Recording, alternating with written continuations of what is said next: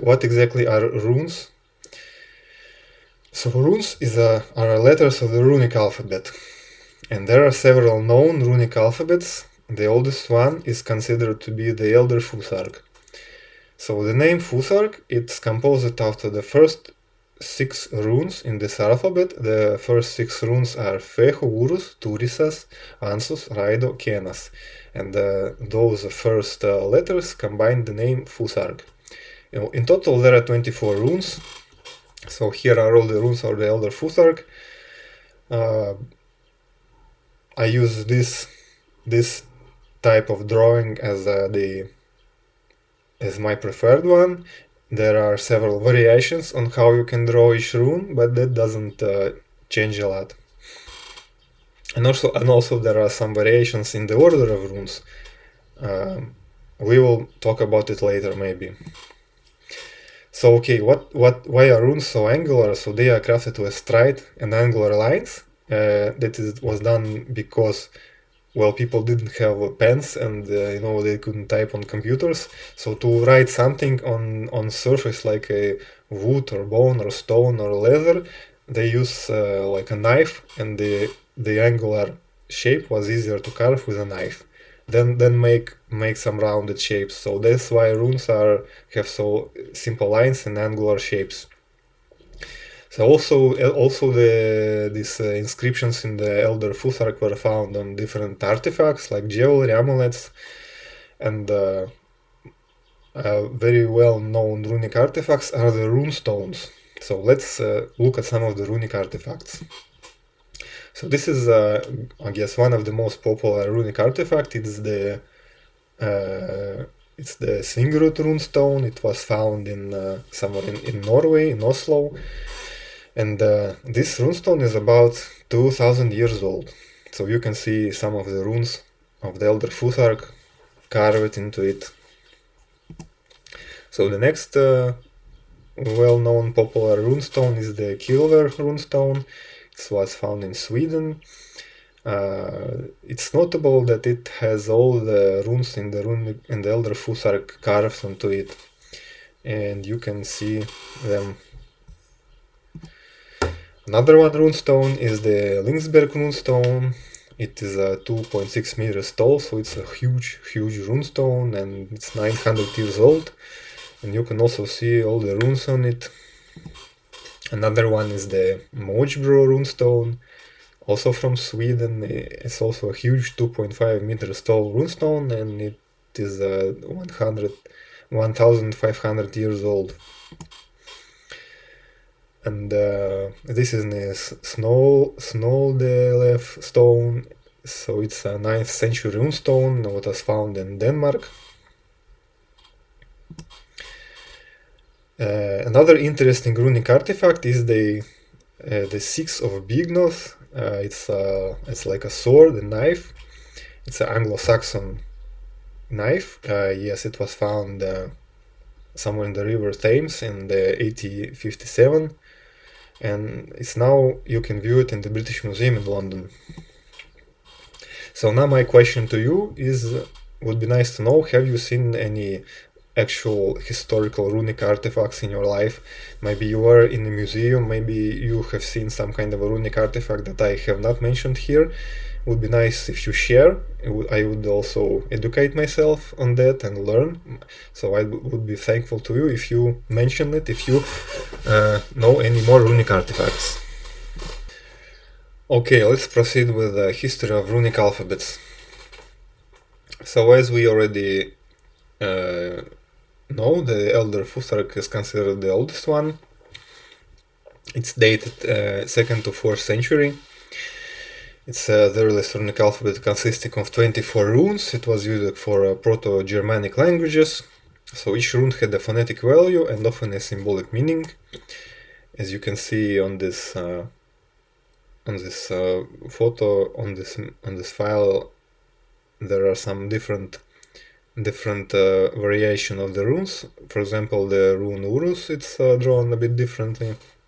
Also the rune Slovilo, it's drawn a bit differently. And the rune Ingles, it's also has a bit different symbol, but nevertheless, those are the same runes. runes of the Elder Futhark. Now, the geographic distribution of the Elder Futhark runes, it was widely found. The artifacts with these runes were widely found in the Northern Europe, Scandinavia, Sweden, Norway, Denmark, Germany, and also in Netherlands and Poland. So, as we can see, it was also sometimes found even as far east as in Ukraine. So here is the map of some of the well-known runic artifacts where they were discovered. Pretty a lot of them, as you see, and even here in the southeast, as closest to Ukraine, Poland, and spread all over the Europe, but mainly located in Netherlands, Denmark, and the Scandinavian countries. So, as time went by, the runic alphabet, it was evolving, it was changing, evolving, and the next historical iteration was called the Younger Futhark. It was dated from 8th to 12th century. So it's a streamlined version of Elder Futhark, so some runes were removed, they were adapted to the Old Norse language during the Viking Age. There are less. This alphabet is less precise because it has fewer runes, and you had to combine some runes to get the same phonetic value. Also, there are rune stones with this alphabet. So if you say about Viking runes, I guess the Younger Futhark are the Viking runes, but the Elder Futhark, it's actually older than the Viking Age and even the Norse tradition itself. So also this alphabet has some of the notable runic artifacts. For example, this rock runestone. It's one of the most famous Younger Futhark runestones. It was created in 800 CE, and it can be seen in Sweden, besides a church in the rock in Östergötland.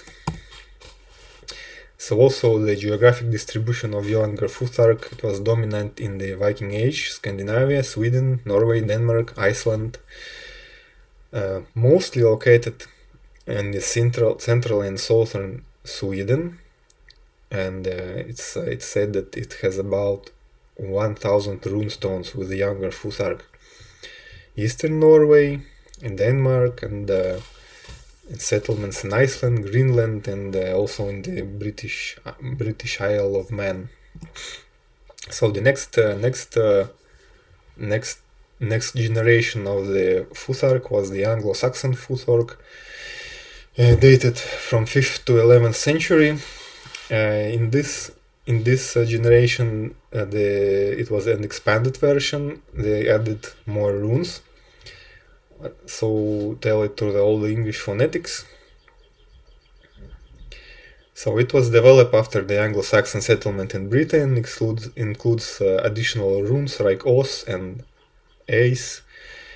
It was used in inscriptions, manuscripts, religious contexts, and here you can see all the runes of the Anglo-Saxon Futhark.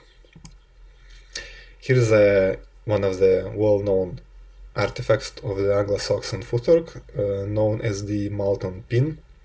It was created in 8th century.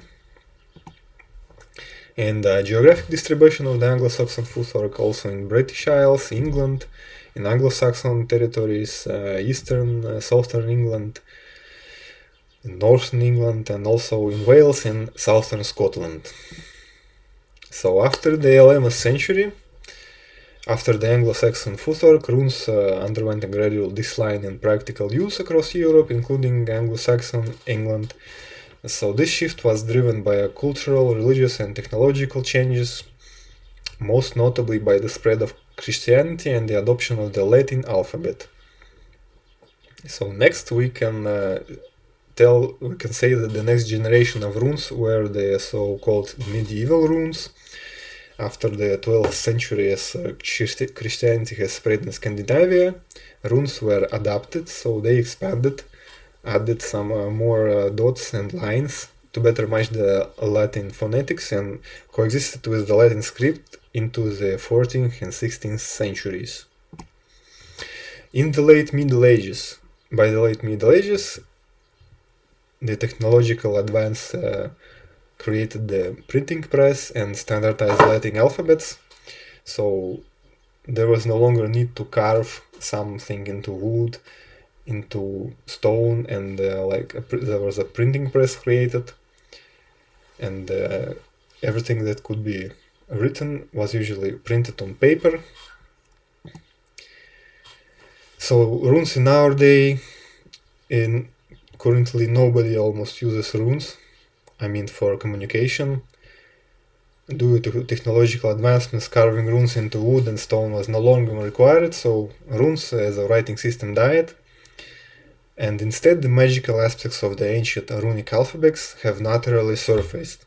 Now, what makes runes magical and powerful? Once they are widely used, they become a dead language. That means that when they were used, the usage of these symbols, archetypes, and shapes was embedded in the collective unconscious, in the human subconsciousness and the collective unconscious. And then when it became a dead language, it was no longer used in every day. So the conscious memory of this alphabet has faded, but the collective unconscious still had these symbols. And the deep archetypal energy of each rune was no longer diluted by mundane everyday usage, which made those symbols hold more power.